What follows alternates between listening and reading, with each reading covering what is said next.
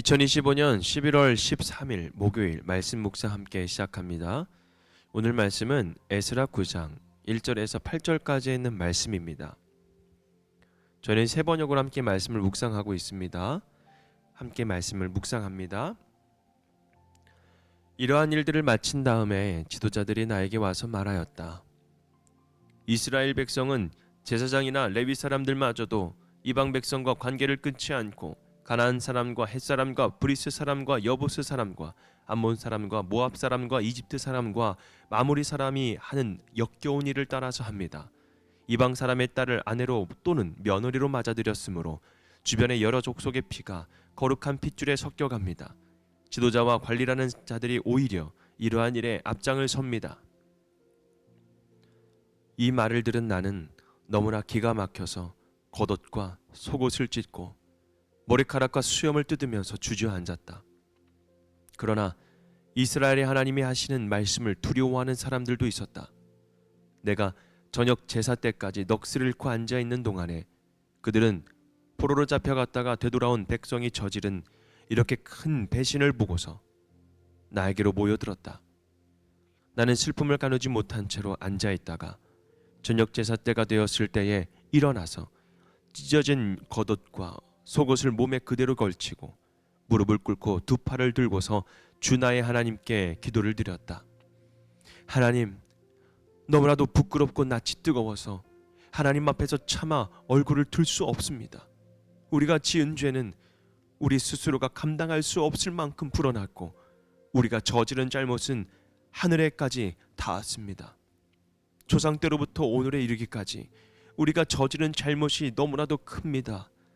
우리가 지은 죄 때문에 우리뿐만 아니라 우리의 왕들과 제사장들까지도 여러 나라 왕들의 칼에 맞아 죽거나 사로잡혀가고 재산도 다 뺏기고 온갖 수모를 겪었습니다.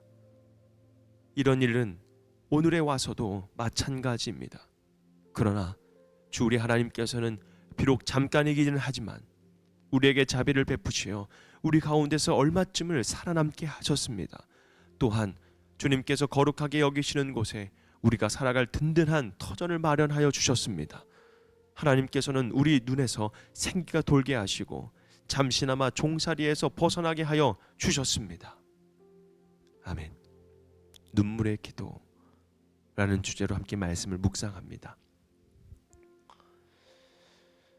우리는 지난 몇 주 동안 계속해서 에스라서를 묵상하고 있습니다. 그 말씀을 통해서 하나님은 한 사람을 말씀으로 세워가는 과정을 통해서 우리를 바라볼 수 있도록 살펴볼 수 있도록 묵상하게 하셨죠.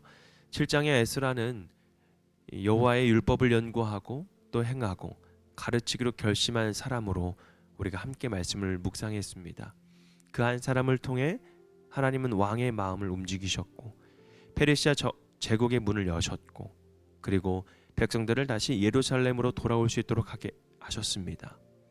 그리고 8장에 드디어 성전 예배가 회복이 되죠. 수십 년 동안 무너졌던 예배의 자리, 그리고 그 중심에 다시 하나님의 임재가 세워진 것입니다. 모든 것이 안정되어 보였습니다. 눈에 보기에는 아주 회복의 시대가 열린 것처럼 느껴졌지요. 그런데 오늘 말씀 본문 9장에 보면 그 회복의 이면에 숨은 또 다른 문제를 우리에게 보여주고 있습니다. 성전은 세워졌지만 백성의 마음은 여전히 무너져 있다라는 것이죠. 하나님께로 돌아왔지만 삶은 여전히 세상에 묶여 있었습니다. 하나님은 오늘 이 말씀을 통해 우리에게 묻고 계십니다. 성전은 세워졌는데 너의 마음은 정말 세워졌느니? 세워졌냐? 여러분, 우리가 한번 이 물음에 어떻게 답할 수 있겠습니까? 성전은 세워졌는데 너의 마음은 세워졌니? 오늘 본문은 이렇게 시작합니다. 9장 1절과 2절에 있는 말씀을 보면 지도자들이 나에게 와서 말하기를 이스라엘 백성은 제사장이나 레위 사람들마저도 이방 백성과 관계를 끊지 못하고 계속해서 이방 사람의 딸을 아내로 또는 며느리로 맞아들였고 주변의 여러 족속의 피가 거룩한 핏줄에 섞여갔다라고 이런 아주 역겨운 일을 따라한다라고 말씀을 하고 있습니다. 단순한 결혼 문제가 아니라는 거예요. 여러분, 통혼은 신앙의 정체성을 잃어버린 혼합주의의 상징입니다. 하나님을 섬기지만 동시에 세상의 방식을 따르는 것, 또 하나님의 언약으로 부름 받았으면서도 세상과 타협하며 살아갔던 우리들의 영적인 상태를 보여주고 있는 것이죠. 백성은 성전을 세웠지만 그 마음에는 여전히 바벨론의 그 그림자가 남아 있었다라는 겁니다. 겉은 회복되었지만 속은 여전히 포로로 묶여 있는 자들이었다라는 것이죠. 에스라는 이 소식을 듣고 너무나도 충격을 받습니다. 그래서 그는 옷을 찢고 그리고 머리를 또 수염을 뜯으며 하나님 앞에 주저앉아 버립니다. 그는 지도자로서 행동하기 전에 먼저 하나님 앞에서 애통하는 마음으로 무너졌습니다. 이것이 바로 회복의 첫걸음입니다. 진짜 회복은 성전의 회복이 아니라 마음의 회복에서부터 시작된다라는 것을 우리에게 알려주고 있는 것입니다. 에스라는 즉시 하나님 앞에 나아갑니다. 하지만 그는 바로 기도하지 않습니다. 그저 침묵합니다. 무너진 영혼 앞에서 말보다 눈물이 먼저 흐릅니다. 5절에 있는 말씀을 보면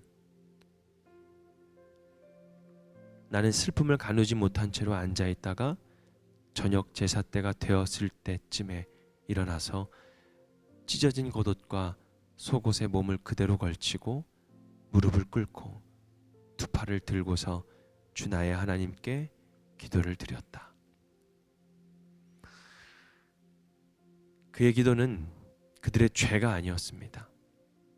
바로 우리의 죄였습니다. 저 사람들 때문이 아니라 저들 때문에 이 나라가 이렇게 됐다라고 얘기하는 것이 아니라 오히려 우리의 죄가 하늘에 닿았다라고 고백합니다. 에스라는 죄의 무게를 자신도 함께 짊어집니다. 이것이 바로 참된 중보자의 자세이죠. 하나님이 찾으시는 사람은 죄를 보는 눈보다 죄 앞에 무릎 꿇는 마음을 가진 사람이라는 것을 우리에게 알려주고 있는 것입니다. 절망 속에서도 우리는 은혜를 기억해야 합니다. 에스라는 죄를 인정하며 이렇게 고백합니다. 6절에 있는 말씀입니다. 하나님, 너무나도 부끄럽고 낯이 뜨거워서 하나님 앞에 참 얼굴을 들 수가 없다. 우리가 지은 죄는 우리 스스로가 감당할 수 없을 만큼 불어났고 우리가 저지른 잘못은 하늘에까지 닿았다. 그는 죄의 깊이를 회피하지 않았습니다. 그러나 절망에 머물지도 않았다라는 겁니다. 8절에 있는 말씀을 보면 그러나 주 우리 하나님께서는 비록 잠깐이기는 하지만 우리에게 자비를 베푸시고 우리 가운데서 얼마쯤 살아남게 하셨다. 또한 주님께서 거룩하게 여기시는 곳에 우리가 살아갈 든든한 터전을 만드셨다. 하나님께서는 우리의 눈에서 생기가 돌게 하시고 잠시나마 종살이에서 벗어나게 하여 주셨다. 아멘. 여러분, 무너진 역사 속에서도 하나님은 은혜의 남은 자를 남겨주십니다. 그 은혜로 다시 성전이 세워지고 다시 지금 우리의 예배가 회복되고 있는 것입니다. 에스라는 죄의 현실 속에서도 은혜의 흔적을 발견합니다. 바로 회개의 끝이 아니라 회복의 시작이 되는 지점을 만든 것입니다. 그렇게 바라본 것이죠. 회개는 죄를 보는 눈으로 끝나지 않습니다. 바로 은혜를 붙드는 믿음으로 회복으로 시작하는 그 길을 나아가는 것입니다.